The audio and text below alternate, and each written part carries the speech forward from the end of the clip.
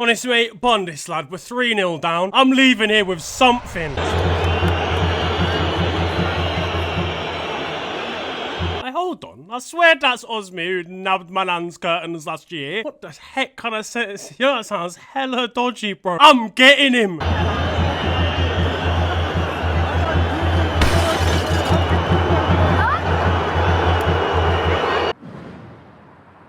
Well, look, listen, silver linings, man. At least I got a good picture.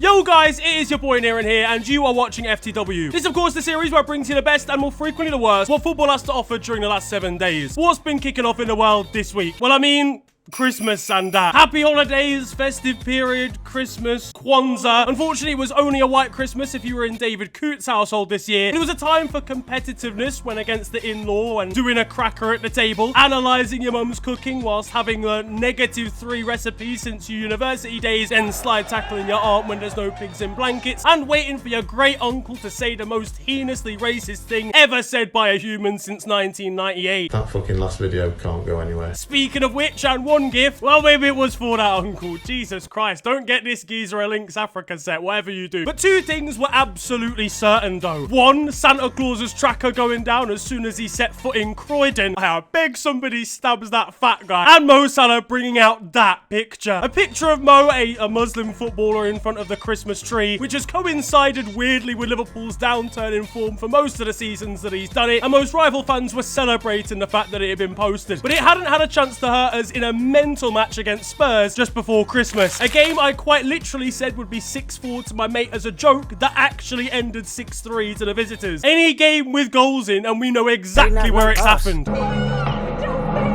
This is revenge after that disgraceful game at Spurs' stadium from last season. Luis Diaz will be getting PTSD when a goal goes to VAR. Their recent results are crazy, by the way. What the heck is going on at this football club? Ange Postecoglou said that he usually wins things in his 2nd season, and with Spurs outside of the top half of the table, it's not looking too good. The Lunatic Football Club Award, maybe they'll win that, and will at least be delighted when he realises he's won the first Tottenham manager to be sacked this season award. Easy money, free money. At least Arsenal are trusting the process. There's no process at Tottenham. They just do what they like. Now, all through the week, they were running Squid Game 2 ads. I don't know if part of it's been filmed at the stadium or something. They've got some sort of collaboration going on. And Tottenham fans will be signing up for the show purely so that they can die during the games. The entire cast could be in the stadium, and Heung-min Son would still be the most depressed Korean in the stadium. Dominik Szoboszlai, by the way, has been a completely different footballer since deleting Hinge. He's wifed up, and suddenly he's playing sensationally. He is so leng. I mean, good at football is what I was trying to actually say. McAllister was causing problems during the Christmas period again. This time it was Alexis who was left open in the penalty area to score a header. Meanwhile, Peter Drury was getting excited as well, calling one of our goals a creamy display. Hey, what the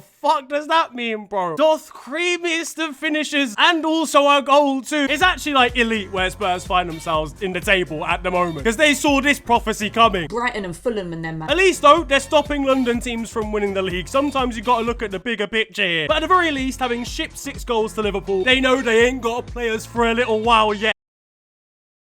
Oh, fucking hell. And Mo Salah's Christmas tree curse wasn't present as Liverpool then beat Leicester 3-1 at Anfield on Boxing Day. Now, it looked like it could have been a good day out for Leicester fans here. Firstly, because they didn't have to be in Leicester, but also as Jordan Ayew opened the scoring. If we'd lost the football match because of an Ayew brother, you wouldn't have seen me ever again, by the way. I'm just putting that out there. But before kickoff, and you wouldn't have seen the football ever again. Massive amounts of fog descending over Anfield almost had this game called off. It's a wonder that Darwin Núñez even made it home from the ground, honestly. The guy needs all the help he can get. They had Amazon's cameraman up in heaven, bro. Do you understand how mad this is? There was no video as far as the VAR was concerned, by the way. It was a photo assistant referee, because the actual time in which it was taken to make decisions here was ludicrous. They were putting the lines down, printing them off a fax machine, mate. And for one of the goals, they went so far back to check in terms of the passage of play that I swear Jurgen Klopp was still on the touchline. Yeah, you know what, lads? It's off. Fabio Borini's offside. Fabio Borini left in 2017. 17, bro. What are you talking about? But Liverpool would come back to win 3-1 with Mo Salah scoring the final goal to make it 19 goals and 15 assists in 25 matches this season. He posted a Christmas tree and he's still putting up these numbers. We're making it out of the hood, boys. Not such a good week, though, if you're a Man United fan. In fact, it's the type of week that makes you look at that balcony just a little bit differently. United said on Twitter they were going to give the gift of 3 points. Unfortunately, they gave that gift to Bournemouth as they got peppered by the Cherries, defeated 3-0 by Iraiola's men. Mario Balotelli saw this one coming on Twitter back in the day. Meanwhile, centre-back Dean Huijsen was recreating Bournemouth's badge. United Trey over on Twitter had said that Dean had wasted his chill guy celebration earlier on in the season, only for him to slap it across his face in the United game as well, beating a hapless Lisandro Martinez in the air. I think we've discovered Marcus Rashford's next job after Ruben Amorim is done with him. And one other thing that will be concerning United fans is a mouse infestation that's been found at Old Trafford. The first question, can any of them play striker? Honestly, because anything's an improvement at this point. They got Stuart Little at left wing. This football club's falling apart at the seams. The Ratatouille storyline isn't going to work in the canteen, lads. I'm not going to lie to you. And not only that, but there was actually a roof leak during Ruben Amorim's press conference. The dedication to being shit by United is actually crazy right now. On the flip side, though, the list of clubs that Bournemouth have now beaten this season is very impressive. Meanwhile, for United, their stadium's falling apart, and they're falling apart out on the pitch as well. Down in the bottom half of the Premier League table at Christmas for the first time since 1989. It can't go on like this, can it? It can. United were then beaten on Boxing Day by a struggling Wolves, falling to a 2-0 defeat after Bruno Fernandes' red card. Bruno's got 3 reds this season, and the turkey isn't even finished, lads. The Portuguese midfielder looking very aggressive as the sides came out for the second half. One fan noticed that United's formation going into this game was a Christmas tree, but it turns out that all the players are on the naughty list after this result. The only thing left under that tree is an L. And to think Ten Hag was blamed as the problem. Ineos threw him off the top of Old Trafford. For this, to be honest, they didn't have to throw him. If he'd stood on the top of that stadium for more than 47 seconds, he would have fallen anyway. He'll be gassed at home, knowing United are still absolute trash. Era's come to an end, and it's Ruben Amorim's already. Now, I'm joking, the squad's awful. I don't know what kind of ethos is going on at United at the moment, because on paper you look at the players and they seem good enough, but the results, the effort, the actual overall desire is just completely lacking no matter who the manager is right now. Matheus Cunha scored directly from a corner. Get that man straight to Arsenal, by the way. He's managed to cut out the middleman. That's exactly what Mikel Arteta needs with their tactics. I'm gonna get you out of here! Incredibly, that's the second goal that United conceded directly from a corner this week alone, as they did so in a 4-3 loss to Tottenham. We'll come back to you, Wolves. Hang on a second. United versus Tottenham, by the way. I have 2 cheeks at their same buttocks. Half enough, half shit and half shit. Wake the fuck up. Lisandro Martinez's pockets were full after this game. It was just his keys and wallets. I don't know if you're expecting any actual players to be in there. And Amad Diallo was absolutely fuming with the Argentine after single-handedly trying to get United back into the game. Come and find me. I'm in the car park now. Lisandro's like Fabio Cannavaro if Fabio Cannavaro had sickle cell and anger management issues. Meanwhile, Fraser Forster and other dudes might be the worst goalkeeper in the league. No, he actually is the worst goalkeeper in the league. In the present, though, and Marcus Rashford was left out of the squad again for the Wolves game. He might as well be down with a B team at this point. Concerned when he sprains his ankle after a collision with an under-18s footballer. The children!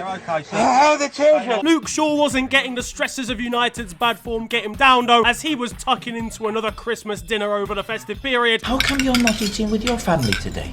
I already did. We sit down about 11. Got a full turkey dinner? Yeah. I used to have 3 when I was with Lucy. Meanwhile, for Ruben Amorim, and I feel sorry for the guy, he didn't even decide to conduct a team talk at full time after the Wolves game. That's how disappointed he was, so he sent his assistant instead, and he wasn't beating around the bush. I just want to get this off my chest. That shit was not my fault, and I mean this from the bottom of my heart. Y'all are trash. United are down to 14th in the league. That is absolutely wild. If I'm Amorim, honestly, I'm blocking Jim Ratcliffe on Instagram and I'm going back to Portugal. But the most unsurprising Manchester news, though, this week, Manchester City are still shit.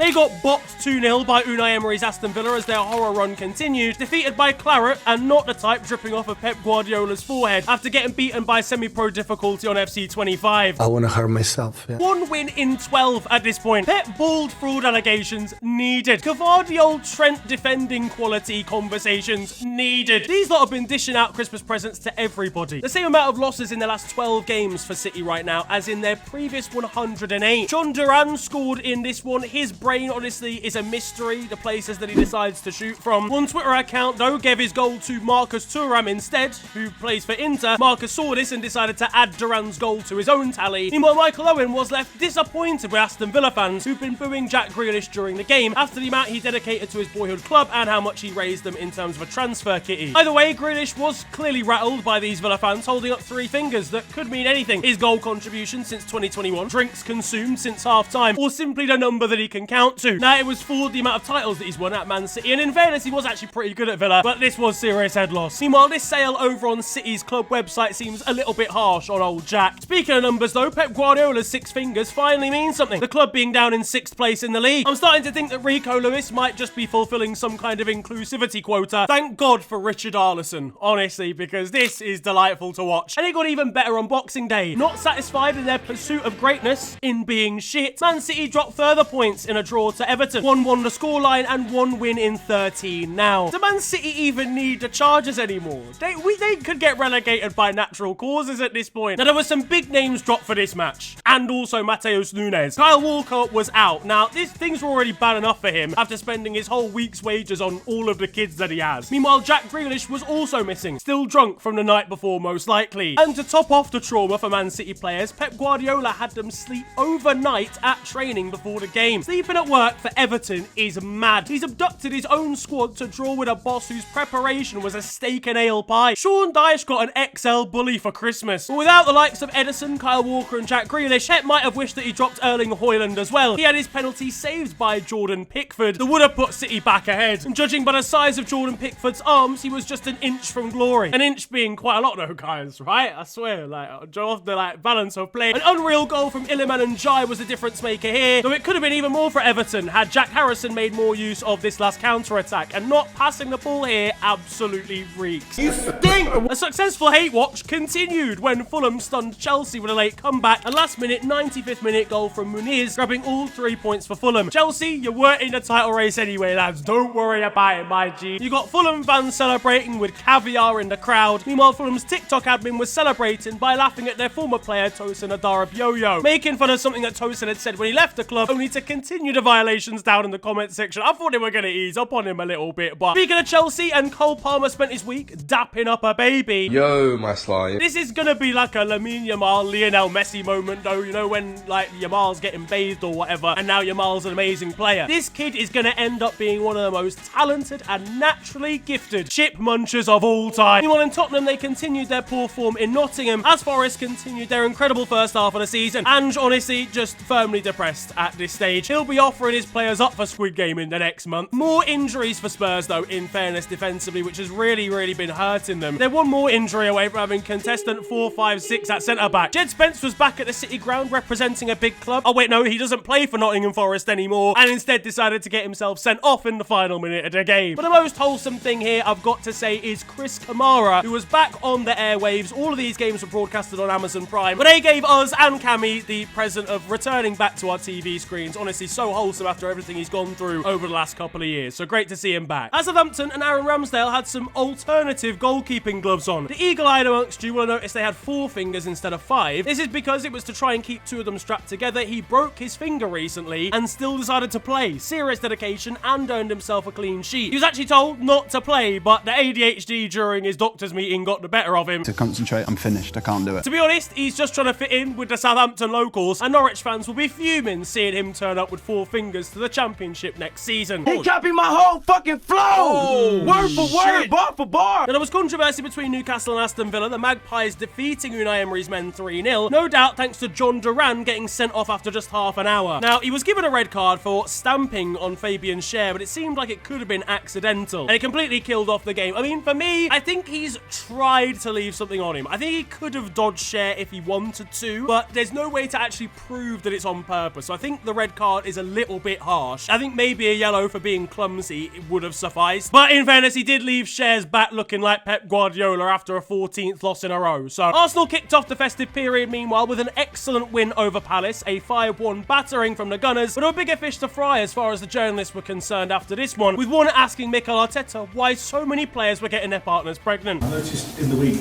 Gabriel Jesus celebrated his goal pregnancy thing. Kai Havertz has done the same same today because his partner's pregnant, and I hear that Martin Odegaard's wife is pregnant as well. Is there anything you need to tell us about what you're doing with How Arsenal?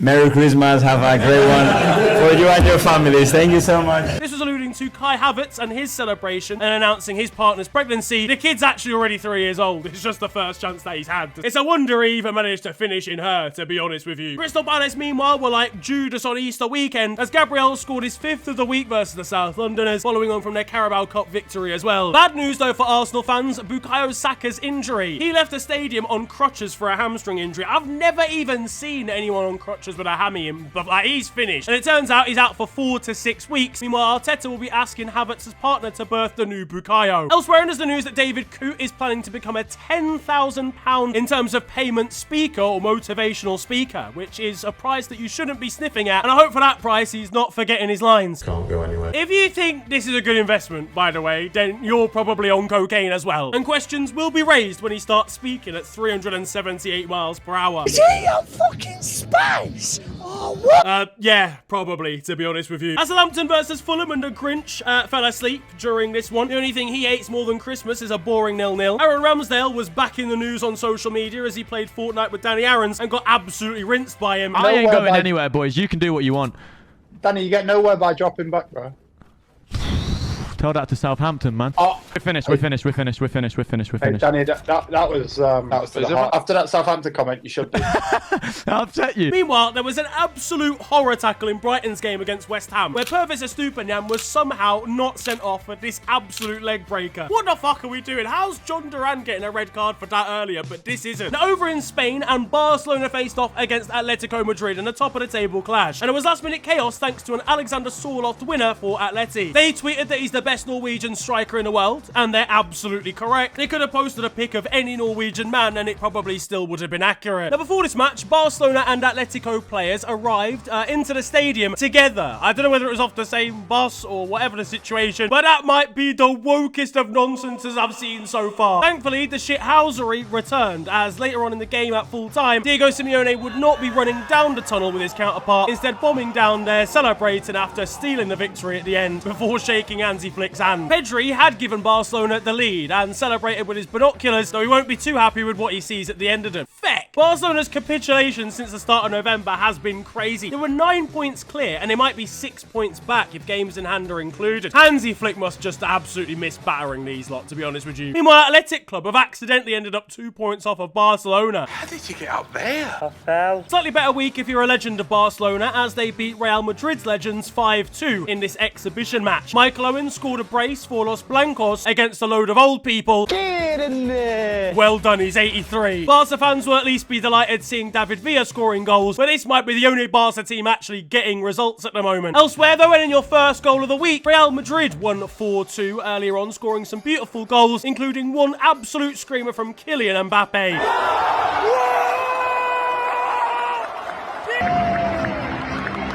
And on top of that, Federico Valverde also scored a beautiful goal, which Jude Bellingham asked whether he even scores normal strikes over on Insta. Real Betis were getting wholesome, as they do every year, throwing toys onto the pitch that can be donated to local children's charities. They do it every single year. It's a really nice touch. But not quite as wholesome stuff going on at Real Zaragoza, as their manager was headbutted by a Racing Ferro's boss. Over in Germany, and Bayern Munich battered RB Leipzig. A great result for them, 5-1 the scoreline, and a great result for their fans, who have a hatred for Leipzig like every other Bundesliga fan, bringing a fuck RB banner to the stadium, otherwise known as Trent Alexander-Arnold's thoughts when he's asked to actually run back and defend. Michael Olise didn't feel too positively about what he was asked to do this week either, as he was pretty silent when the rest of his team was singing Christmas carols. This guy might just be bare miserable, actually, to be honest with you. I'm starting to see the light. At Borussia Dortmund versus Wolfsburg, and a pair of brothers played up against each other, as Lucas and Felix Nemecha did battle here. They'll be doing battle at the family barbecue after tensions were high.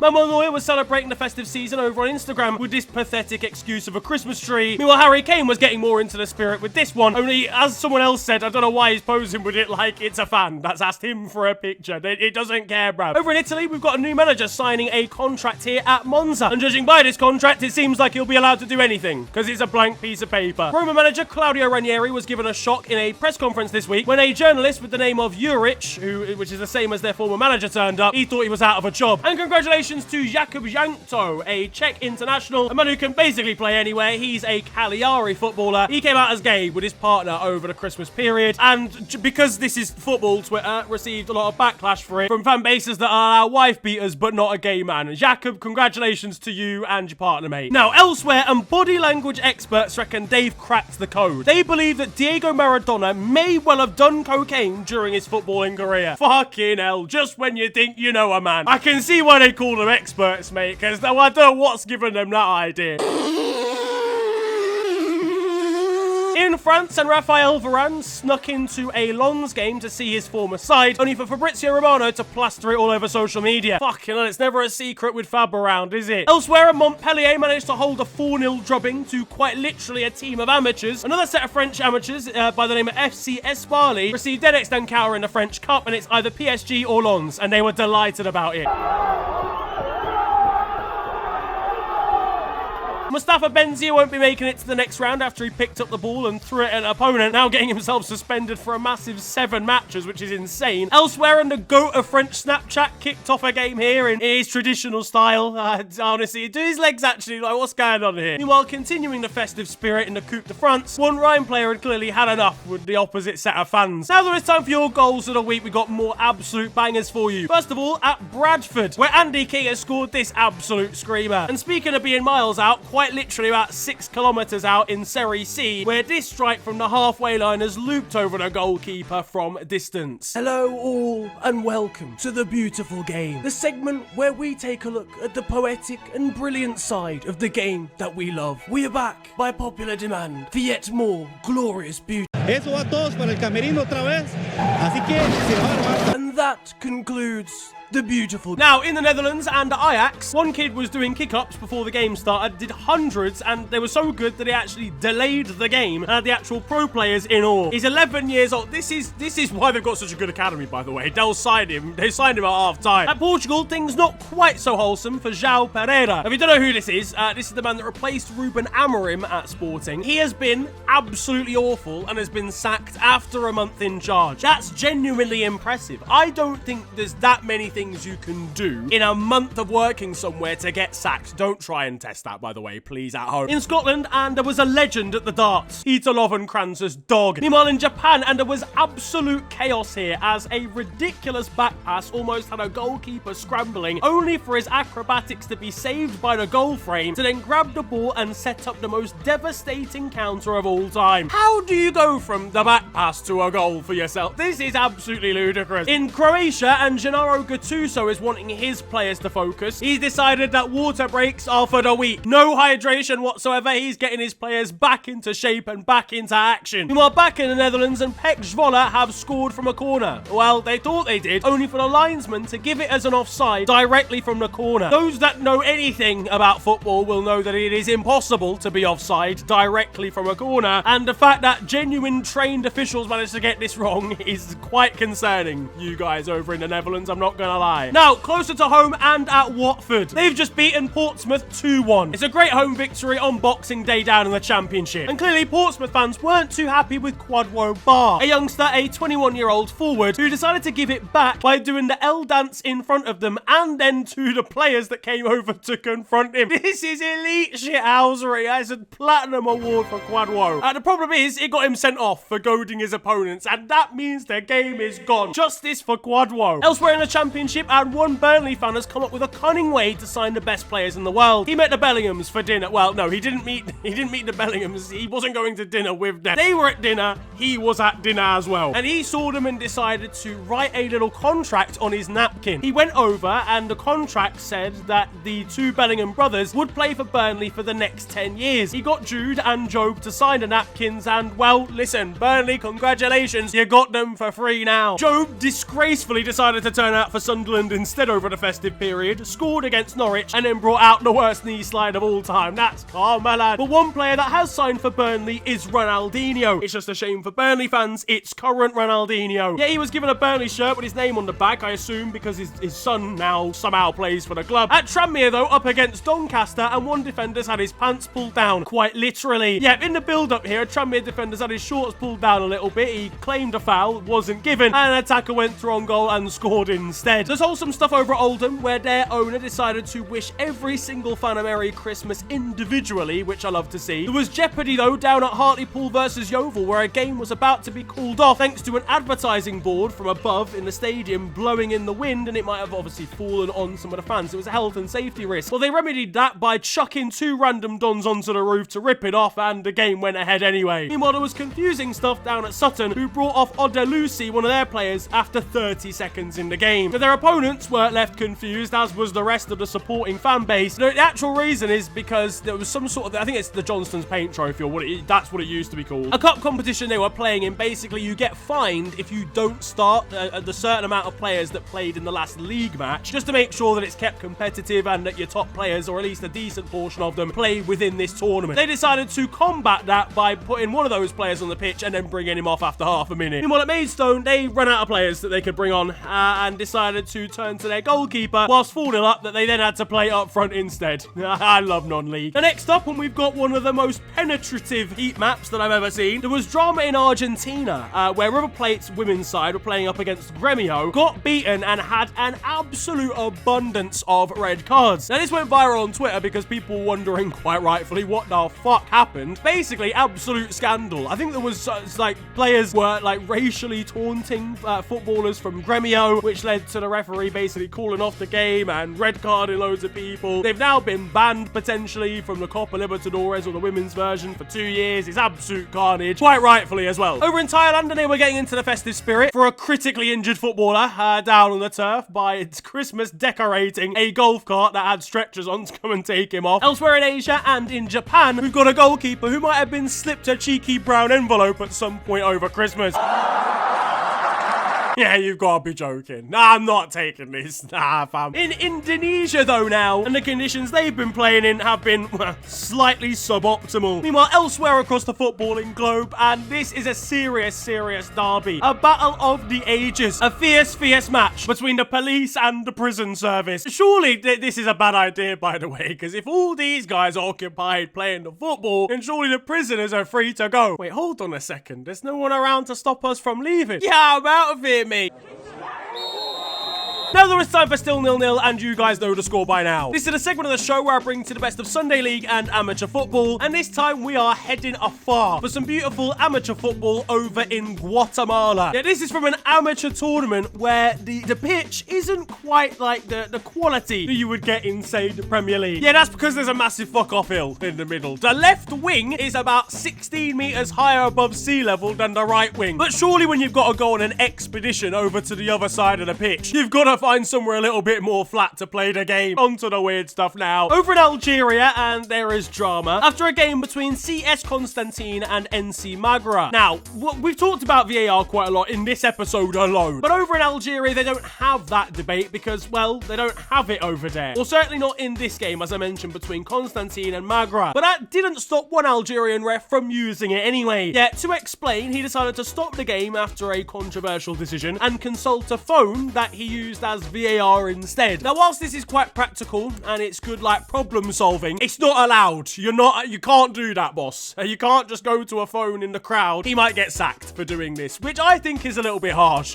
He's trying to investigate. He's trying to get to the bottom of the truth over here. But finally, over in Germany, and we have got a truly ridiculous story. And a side called DJK Florsheim 2, which are a very much lower league team. They're a team of amateurs, but their squad is very unique in compared to most. But arguably, it's also not that unique at all when you consider the playing staff, because every single player in this team has the same surname. Now, you might be thinking this is quite a normal surname, you know, the German version of Smith. It's not at all. Every single player in this team is called Katanovic. Now, this team play in a town where the population is around 20,000 people. So getting this many Katanovic's together is actually quite impressive. It turns out that their boss, who of course is also called Katanovic, Harris, basically had no squad to go into the new season, so decided that he was going to take his cousins, brothers, and also some distant relatives and make a Katanovic super team. Now, we'll see how these lot get along, but considering they've only been formed because there were no other players left, I can't imagine it's going to go that well, but either way, Katanovic 11, I wish you good luck for the season. That, though, is going to wrap up football this week, and I hope you have enjoyed it. If you have, then feel free to slap a like on the video, and of course, subscribe if you're new to the channel. You can also follow me on social media. It is @TheOfficialFNG on Twitter and on Insta. It's been a pleasure ranting at you guys today. Have a wonderful day, enjoy yourselves, and goodbye.